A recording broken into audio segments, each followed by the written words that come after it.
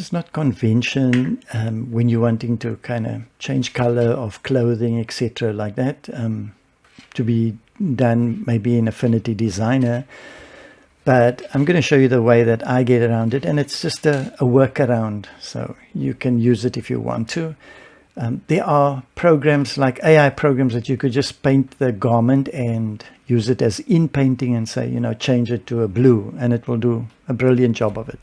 But we're talking about working within the constraints of Affinity Designer. So first thing I'm going to do is copy this exact one. So I'm going to Control C and Control J. Or I could do Control V, but Control J. Then I'm going to switch off the one layer. Okay, so there's two layers here. I switch off the top one. Yeah, I'm not going to be too sort of direct. I'm basically drawing this garment, but I'm going to just go roughly at the edges. Again, you know, if you say you're not in a mood to be outlining and tracing stuff, then this might not be a method that's for you. I'm just giving you a method. You could do this on cups, on other garments as such. So we're going to go to the node tool. So I use the pen tool to outline there, and okay, I've got a tutorial somewhere that kind of helps with, on my channel somewhere, that helps with how you can, you know, get drawing these lines accurately, etc. Now again, I am not going to be teaching too much on that. I'm just going around and roughly creating this. What I'm going to do is create a kind of a clipping mask. So this is I'm drawing a curve, and then I'm going to place this image into the curve. So what's in the shape is the only thing that will actually be visible through this area. Okay, and again, one's going to ask, so let me just make a note there. One's going to ask, like, okay, so, you know, now it's going to look like it's basically cut off in areas, but I'm going to show you how I get work around that. Drop a node in here. Let's put that there. Okay, again, not to spend too much time here, because we're not showing you how to work with nodes, but at least you get a feel of where I'm going to with this.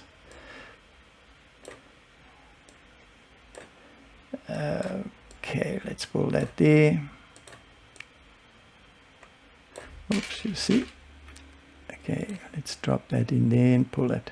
Okay, I'm going to leave that as is. Again here, because we've got hair in this area, you might have to trace, because you don't want to color the hair. So again, this is for situations where you have, like I said, maybe a cup or just a garment that doesn't have this complications of hair. I'm doing this purposefully using something that's a little bit more complicated, so you can see that the possibility does exist that you can use it in this case. So what I'm going to do is I'm going to take this background layer and drop it onto the curve here, and it's going to create almost like, oh wait, this needs a bit of adjustment here.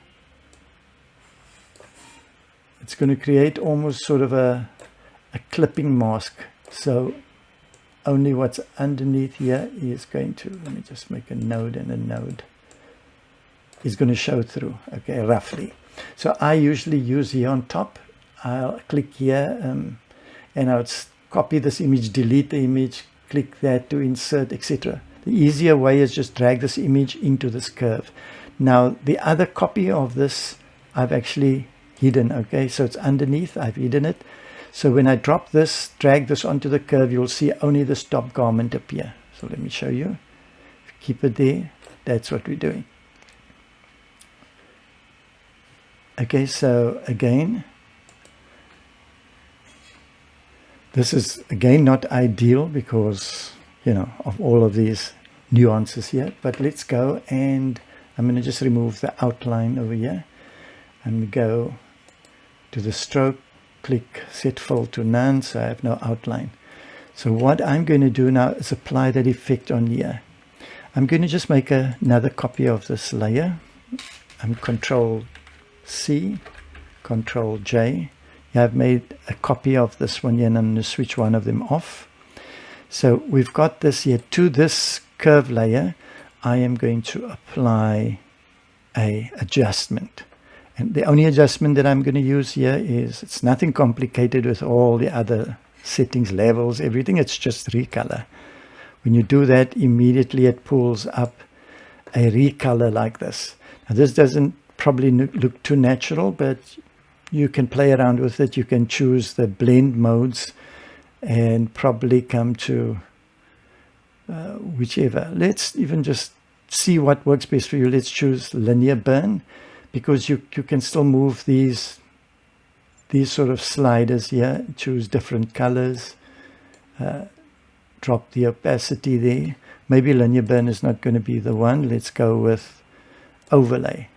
Okay, so you can now drop in a color, get the color as to what you want looking naturally, and it will maintain the kind of folds and everything.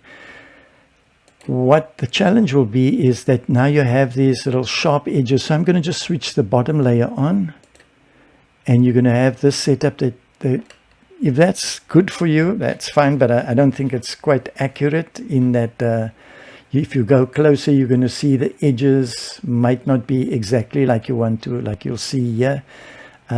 Sometimes it might appear quite sharp. So what I suggest you do, I'm going to switch this off again.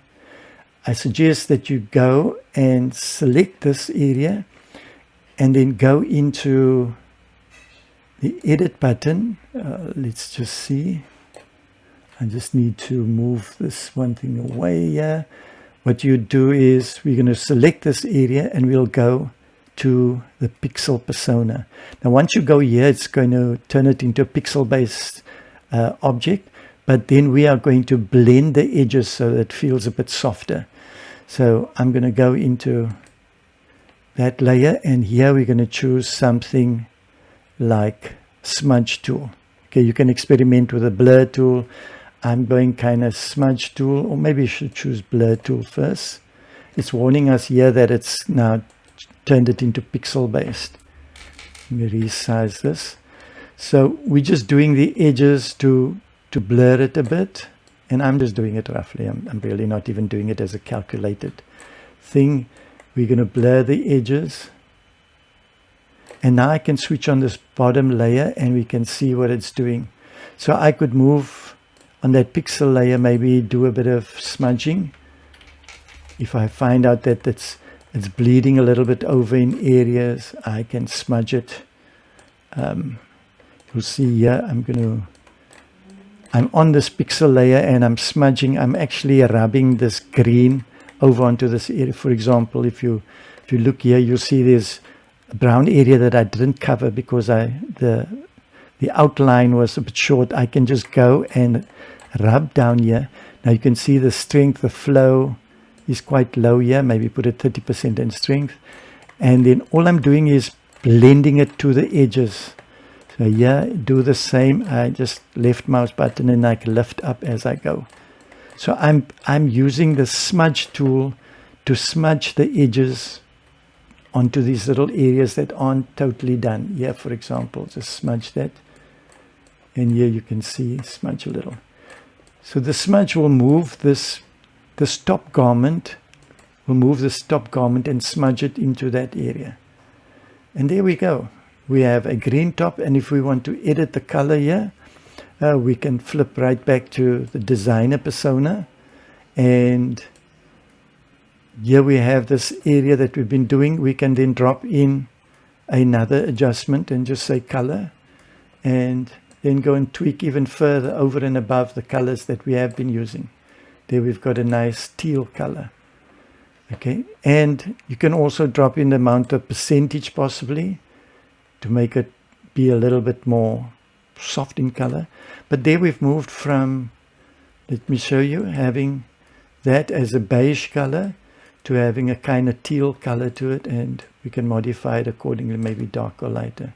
So this is how I can go about doing a change in a color of a garment or color of a object and get it to look much natural using, yes, the feature of color as an adjustment, and then also the pixel persona to blend and to blur the edges so that we can smooth it and have it nice and clear or rather cover all the edges nicely, so you don't have a what looks like a cutout area. Like here you see there's still a little bit here. I would go in and tweak it. But again, if you're spending a little bit more time to get the outline going much closer, you'll find the end product being 10 times even more accurate. Great. So have a great day and use the Affinity Designer for your color changes of different objects. I think it's doable in pretty much a lot of cases. When it's complicated, yes, use the other things like AI, and then you can actually go over even into Affinity Photo and go do that in Affinity Photo. I'm primarily working here in Affinity Designer. That's my favorite.